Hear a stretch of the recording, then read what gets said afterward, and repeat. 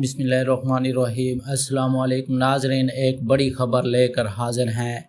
इस्लामाबाद में आज एक अहम इजलास मुनक़िद हुआ जिसकी क़ियादत की रहमान अली बाजवा ने, और इस इजलास में मुल्क भर से आए हुए पेंशनर्स ने भरपूर शिरकत की। इजलास का मकसद था हुकूमत को ये पावर कराना है कि मौजूदा महंगाई के दौर में पेंशनर्स को दरपेश मुश्किलात दिन ब दिन बढ़ रही हैं। अब खामोशी का वक्त ख़त्म हो चुका है।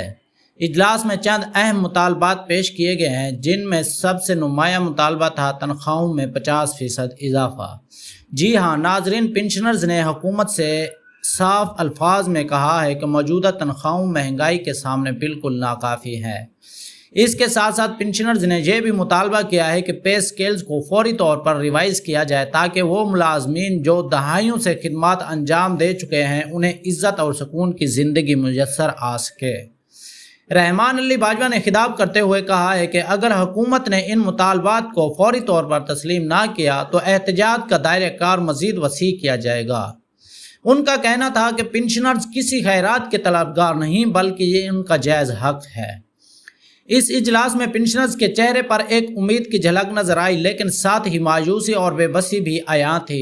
उनका कहना था कि मौजूदा हुकूमत ने 12 वादे किए हैं लेकिन ज़मीनी हक़ाइक़ आज भी वैसे ही हैं। आखिर में एक मुनाक़दा करारदाद मंजूर की गई जिसमें हुकूमत को 7 दिन का अल्टीमेटम दिया गया है। अगर मुतालबात पूरे ना हुए तो पूरे मुल्क में बड़े पैमाने पर एहतजाज मुजाहरे किए जाएंगे। अब देखना यह है कि हुकूमत पेंशनर्स की आवाज़ सुनेगी या एक बार फिर ये तबका नज़रअंदाज हो जाएगा। आपके इस बारे में क्या राय है? कमेंट्स में अपनी राय का इजहार ज़रूर करें और मज़ीद ऐसी अपडेट्स के लिए हमारे चैनल को सब्सक्राइब करना ना भूलें। अपना ख्याल रखिएगा। अल्लाह हाफ़िज़।